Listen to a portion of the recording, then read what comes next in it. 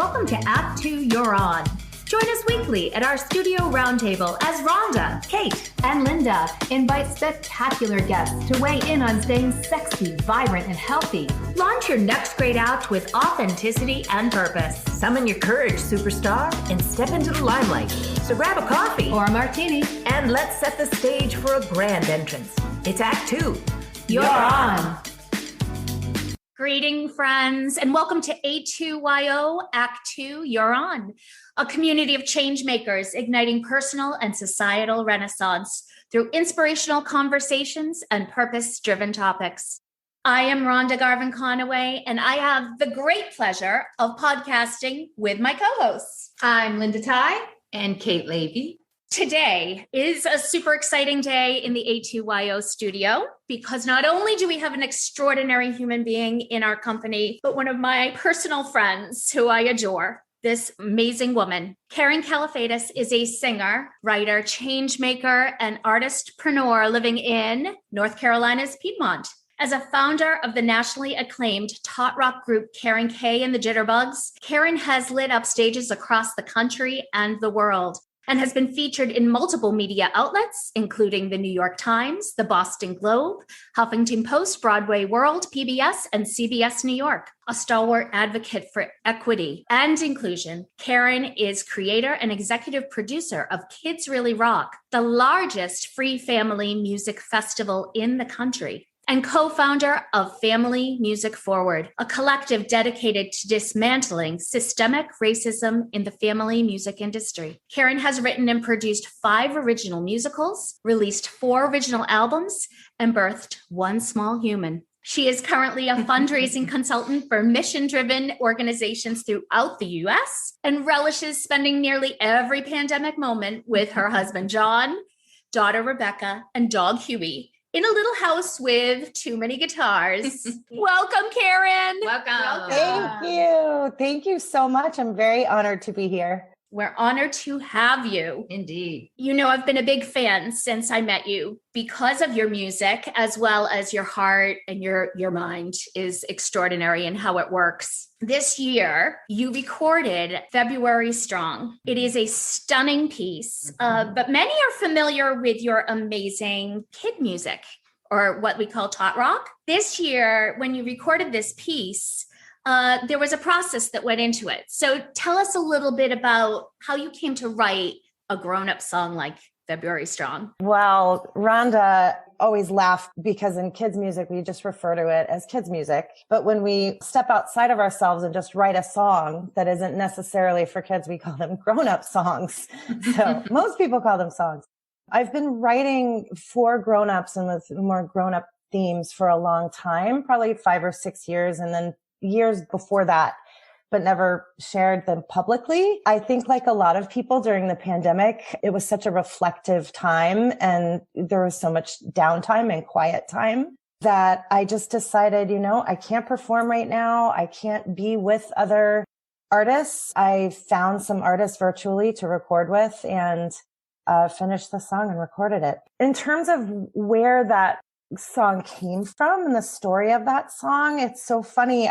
As songwriters, we know that people assume that whatever we're writing about is real for us. Like that must be your personal story. And of course, good songwriting is truthful. And so everything in that song feels truthful to me, but it isn't necessarily my story. It was from the perspective of, I think, of a woman who was trying to be very strong for her partner and whatever that meant to her. Yeah. And I wrote it in the mountains of North Carolina. I just really love that song. My birthday's in February. Aww. And I love that you talked about the evergreens reaching for the sun and you can't see spring because the winter's been so long. But I'm still standing in February strong. So it's, to me, that's like a universal achieving goals or maybe jumping into your act 2 where it feels like the winter's been so long. Is spring ever going to be there? And you're reaching for it. So it really hit me, really hit my heart deeply. Thank you so much. Oh, I love that. That means so much to me. Thank you. I love that you just mentioned evergreen. Oftentimes I find inspiration from phrases that people say or words that people say. And another friend, Linda, a different Linda, was talking about her beautiful garden, a mutual friend of Rhonda and mine, and her Montauk daisies. She said, Montauk daisies, they live through everything. They're strong. They'll be your first bloomers. And I thought, oh, that's amazing. I need to write a song. So the original lyric was Montauk daisy reaching for the sun. And yeah, and so, but this was also one of those special things about February Strong for me was that it was also my first experience in co-writing. So during the pandemic, I, again, part of this like self-reflection and working on ourselves, I think at those lowest points, like now what, that we all had the now what moments. But I had heard so many people talk about songwriting coaches, and as songwriters, that sometimes it's helpful just to have someone else look at your songs other than a friend, a musician friend or family member who's of course going to say it's amazing. And I found this incredible person named Rick and his wonderful wife, Deanna. They're in Nashville. They've written a gazillion songs, and, their resumes are incredible, but more importantly, they're just wonderful, loving, amazing people. Rick and I did some coaching together, and he helped me with that song, and he was the first and only person to say, let's talk about Montauk Daisy. And, Bob Dylan talks about little darlings and when it's so hard, and I think all experience that in our own lives in our own ways, but letting go of those little darlings when you've written a song is really hard. And Montauk Daisy was a little darling. Like I was almost mad when we hung up the phone, like, how is that possible that Montauk Daisy couldn't work? That inspired the entire song. But that's what songwriting is. Like it works better with evergreen. So I especially appreciate your saying that, because that was a real moment for me as a songwriter, a learning moment, and a moment of gratitude in the end for Rick, especially for saying it doesn't work. And he did say, if you do it live and you're in New England where Montauk daisies are, are on the East Coast, sure, sing Montauk daisies. So anyway. Collaborative energy is so fascinating. And I remember getting that tip that if you love something so much, but it's getting in the way of your writing, sometimes you do have to say goodbye. So that's sort of fascinating. What I wanted to ask you, you have such a stunning voice. I can't wait for our listeners who don't know you to get to hear your style. And when I listen to you, your kids' music and your other music, I feel like you have an unusual, it's a gorgeous sound, but you probably could sing any genre. And I wonder how you came to your current sound, or do you still flirt with different styles? First of all, thank you so much for saying that. Yeah, I flirt with a lot of different styles.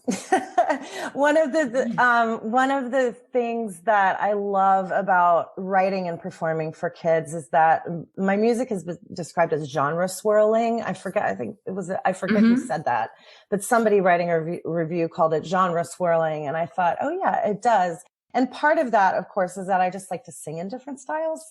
But yeah, so I definitely like to flirt with different styles. I haven't talked about February Strong before, so this is actually very interesting for me, and that it was the first grown-up song that I recorded.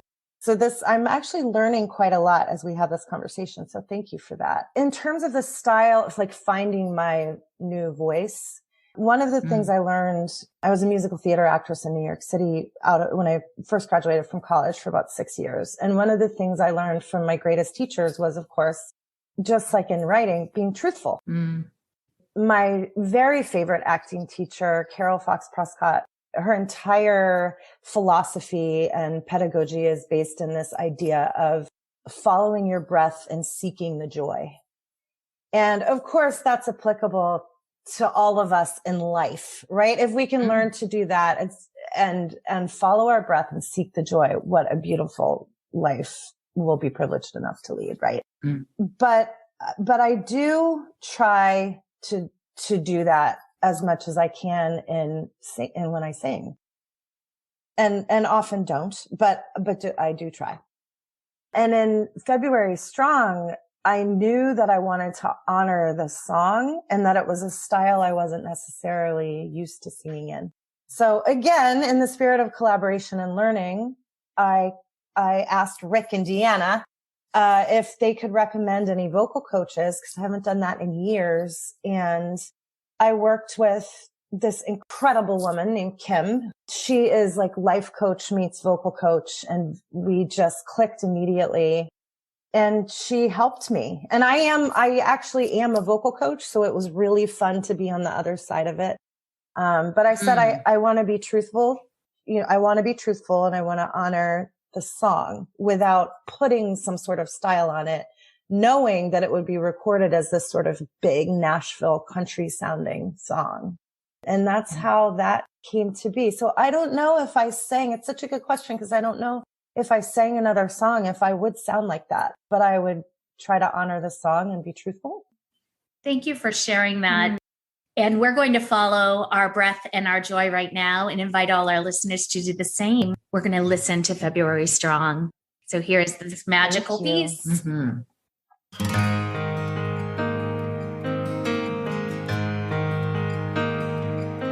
You say it always rains on Tuesday and Wednesday. Winter's coming on. Sun never shines on Thursday, so Friday's just another summer gone. You survey the ground we lay on, cold and frozen, stuck in what went wrong. But baby, I believe in springtime, so I'm still standing February strong. February strong, like an evergreen that's reaching for the sun. You can't see spring 'cause winter's been so long, but I'm still standing February strong.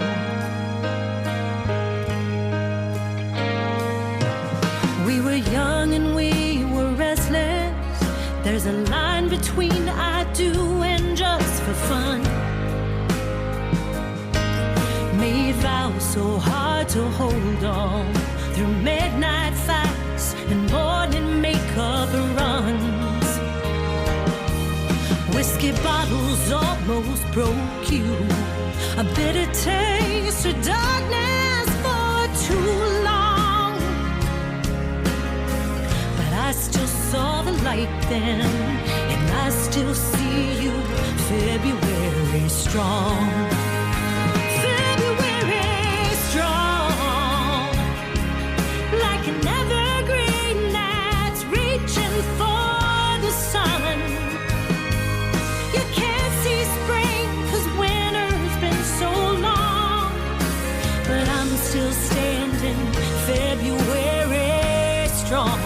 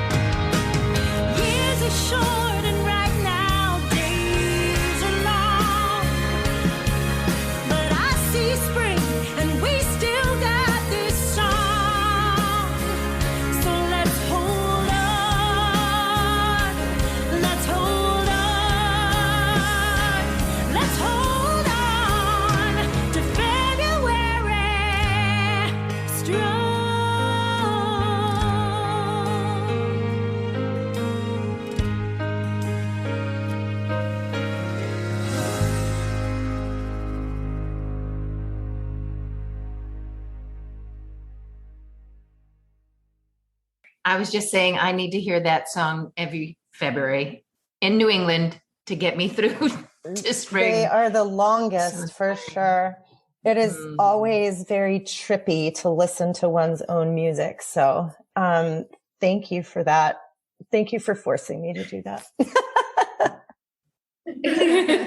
Well, thank you for the gift of it. It's such a gift. Thank you so much. Yeah. Really. Karen, You have mentioned the pandemic a couple of times in the beginning of our conversation.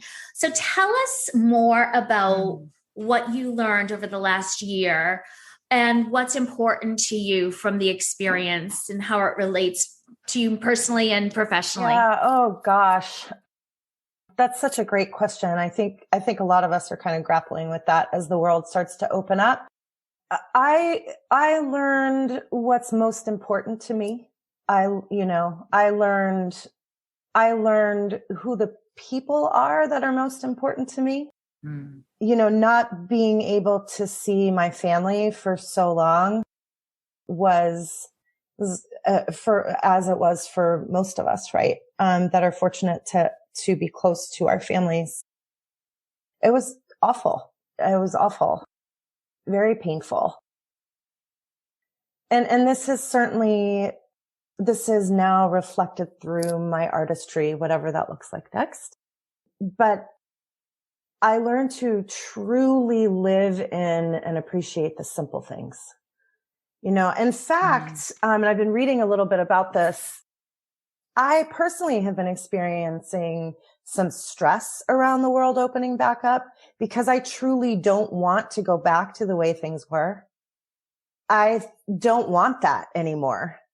Having to slow down as we did for so long and be home with our people, whoever they were, or to find, I have a lot of single friends who needed to find their people to be sure that they had some sort of support and community through this. I don't want to lose that. And I'm noticing even, I was saying yesterday, wow, the traffic has picked up in the last couple of weeks here. Of course, I don't like that. I mean, we moved from Boston. We don't want 93 again, but, I've definitely been experiencing some anxiety around that. Like, oh, okay, how do we re-enter the world in a way that allows us to stay true to the things that we know are important now and more important to us than they were before? That pace. And but the simple things, I truly enjoy staying in with my family on Friday nights now. Now, mind you, we have since had the neighbors over last weekend and family has come to visit, but I don't miss the hustle. Yeah, I'm with you on that. Totally. And that, agree. It's interesting, Rhonda, the professional piece, I'm truly still figuring out. We moved here just before the pandemic. And so my community and collaborators of musicians and artists really are in the Boston area and in New York. And so technology through the pandemic, we've learned that we can collaborate. I mean, February Strong is a great example of that. Rick was all the way in Nashville. Kim is in Nashville. I worked with a studio in Nashville and social distance in a studio here to do, the vocals. And a lot of that happened because of technology, but the re-entry into whatever live music looks like, I don't know, that's a process too, to figure out and find collaborators and my community of artists here and figure out how to sort of launch Jitterbugs 3.0 without killing myself. I look back on everything I was doing in Boston and how busy I was. I don't want to be that busy again. I'm so glad you're giving yourself permission to reflect on that. And I think we all can take the time. I think you're giving us all that invitation to say, how do I want my life to look now? And that's part of the conversation we're trying to have here on this podcast, both in the next big thing, but in those very small and important moments that mostly make up our lives. Yes. There's a beautiful song I've always loved, a musical theater song called Simple Little Things. And I used to sing it for auditions, but simple little things, all I want are simple little things. And it's been running through my mind, that and a song from Flora the Red Menace called A Quiet Thing. I don't know if any of you know that song, but it's beautiful. Check it out. When it all comes true just the way you planned. It just talks about some of the most beautiful moments in life really being quiet and simple. That song was running through my head actually when I got engaged because it didn't feel like pomp and circumstance. It felt like a moment between my husband and me that was very intimate and real and authentic and lovely and quiet, And we've had so many quiet moments together with our daughter. And I would say we've had quiet moments with Huey, but that's not true at all. Huey doesn't understand what quiet means. But the three of us have enjoyed our quiets. I think your music really does offer, like, we get to come into your life in this little human moment that you're talking about, whether it's your own life experience or you're assuming a character. But I think about what you're saying about, I think a lot of us are feeling that this return to normal. And we've had the time to reflect and think, maybe that normal is not normal. And I feel your work, you're such a change maker that is clearly fundamental to the music that you're making. And you're a founder of Family Music Forward. And I wonder if you'll talk with us a little bit about that, the great work you're doing. Thanks, with them. Kate. So Family Music Forward is also something that I'm so grateful for that came out of COVID. 13 of us in the family music industry, all of us artists and many of us, all of us artists and change makers and leaders in one way or another in the family music space, whether we produce events like Kids Really Rock, have bands, or are teaching artists, have nonprofits. But all of us are definitely artists. But 13 of us found each other in the wake of George Floyd's murder, which for us, of course, even in the family music space, was a tipping point. And many of us had been doing racial equity work anyway, but that being the tipping point, we found each other. And we laugh. We each have a different version of how it happened. We tried to put it on our website and we were like, that's not right. That's not the right story. That's not how it happened. So we don't really know. There are 13 versions of that truth, but we're grateful we did. And there is, the family music industry is extremely white centered. And so we formed a collective. We're in the process of officially becoming a nonprofit. We're working with a consultant who's here in North Carolina. As a matter of fact, we're all over the country, from LA and Portland to Austin to Washington to North Carolina, all the way up to Boston. But our mission is to amplify and elevate Black voices in the family music industry so that children hear and see themselves reflected in that space and in their space. Mm-hmm. And so they feel safe, families feel safe and celebrated in that space. And it's been incredibly hard and incredibly beautiful work. Truly beautiful. But you can check it out at familymusicforward.org. There's lots of work happening behind the scenes. I think a couple of the bigger projects that we could point to say, right, like we have done these things that people would understand easily, would be 2 music festivals called Kukuza Fest that we produced virtually. Kukuza means amplify in Swahili. Kukuza Fest 1 was last October. Is that right? Oh my goodness, time just flew. How is that possible that time moves so slowly and flew at the same time? Years are short, but right now days are long. That's very strong, Eric. Mm-hmm. But how is that possible?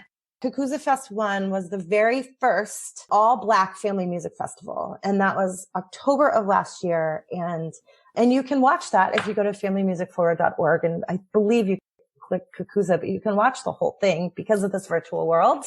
And it was free, of course, but just incredible artists that have not been recognized as they should have been recognized in this very white space.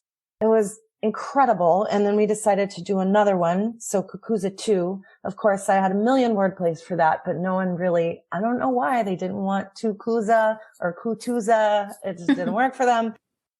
Anyway, but Kukuza 2 was a celebration of Black women. And so it was an all female Black music festival.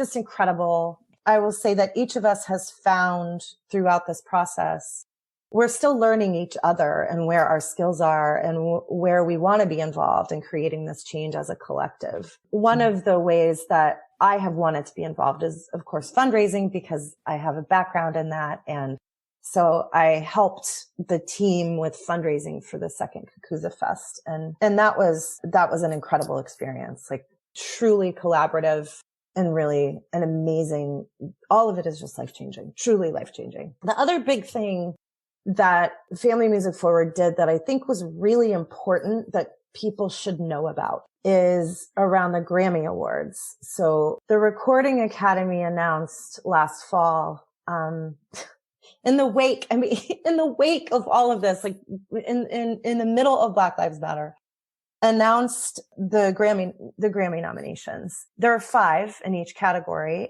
at the end of the day. And the 5 nominees in the children's category were all white, and 4 of them were male and 1 of them was female. So Family Music Forward decided to stand up against that and advocate for change and use that as an opportunity for dialogue with the Recording Academy and with others to say, this is a reflection of what our industry looks like. There are so many things wrong with it. Like, we don't even know where to start.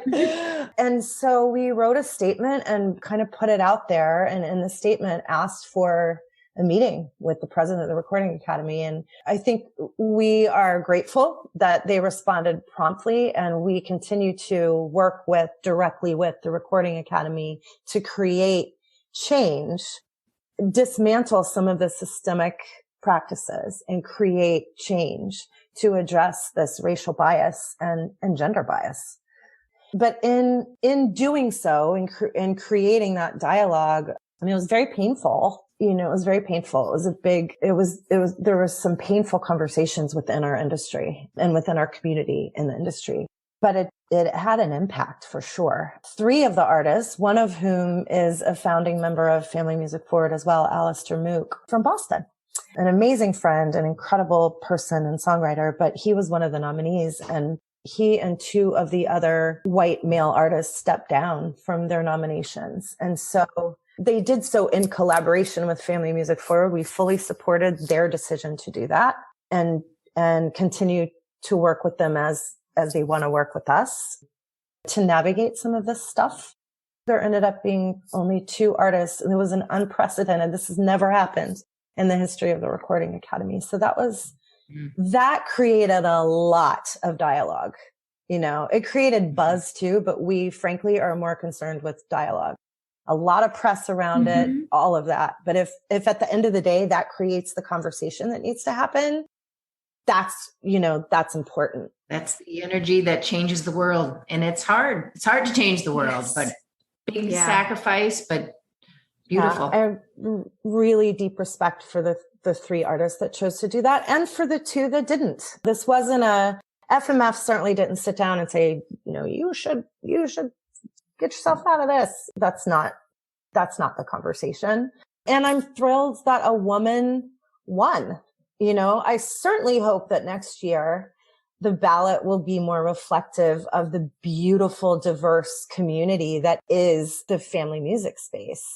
I mean, I hope to see Shine and the Moonbeams and Kimberly Stewart and Miss Nikki and Nanny Nikki and Pierce Freelon and Devin Walker and Aaron Nigel Smith and the Alphabet Rockers. I mean, they've been on the ballot a couple of times, but I could go on, and I have to stop because it'll take all the time. But there are just amazing artists. I mean, 1, 2, 3 Andres. I mean, so they deserve to be at the table, so we have to make space.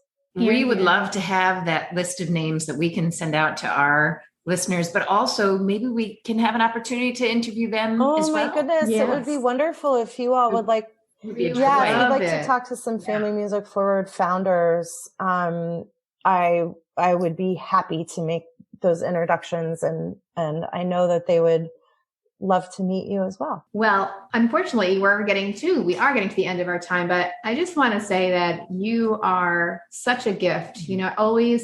I feel like artists are more than news, more than anything else, history. Artists teach us who we are through their reflection, through their art form. And I feel like you really taught us as a culture, who we are through your kids' music and through your new efforts through February strong, which really for me just was really like, this is so much deeply about where I was at with the pandemic and coming out of it and shifting into my second act in life. And so it really spoke to me in such a big way. But your children's music does too. And it's just a beautiful reflection. So thank you for being that heart and soul and beautiful reflection. I'm going to cry too. Oh, we are. Very humbling. All the work that you're doing with Family Music Forward. I mean, it's just so important. Important. Really. Thank you. Thank you so much. That was very humbling coming out of, I'm doing this because I'm sitting at my desk, my desk, let's be honest, is my dining room table. But where I've spent so much time during COVID, but thank you. Thank you so much. That's very humbling. And a very good reminder of why I think as artists, I believe that all of us are artists. I truly believe that. I think that at some point along the way, we're probably told that we're not. But I truly believe that every child and every human is an artist and creative. I mean, creativity is just a form of love. That's all it is. Absolutely. But thank you for that. Yeah. And thank you. I love that you're doing this. I love that I'm sitting here with 3 extraordinary women who are creating a platform to talk about these things, to talk about creativity and art and reinventing ourselves and recreating ourselves. I mean, I really value that. So thank you so much for creating this for other people like me. I think that I love what you just said about how we are all artists. I think that is absolutely fundamentally how we begin. And I think we're all leaders too. And if we understood ourselves to be creative beings, we could bring our creativity to our leadership. And that is how we're going to change things. And that's partly what we hope to do here for sure. Yes. What's next for you? Do you have projects that are going, or where can we see you next? Yeah, thank you. Yes. What's next for me? Well, I just started my own business. So in addition to relaunching Jitterbugs, I just booked my first show in North Carolina as a North Carolina resident. We've been through here before. Yep. So I'm playing for Dolly Parton has a wonderful reading program called the Imagination Library. And they're launching at in High Point Library, around the corner here. They're launching their, Imagination Library program. So I'm going to be performing at that. And I'm looking for, a band that reflects the beautiful diversity of our country and world and the small humans that we'll be interacting with. So I'll keep you posted on that. And then my first live performance since October of 2020. Is that right? Probably. Yeah. And 2019. 2019, I was going to say, probably. Oh, yeah. And I just started my own consulting business, which doing fundraising, communications, and event consulting for small to medium-sized nonprofits, primarily arts organizations.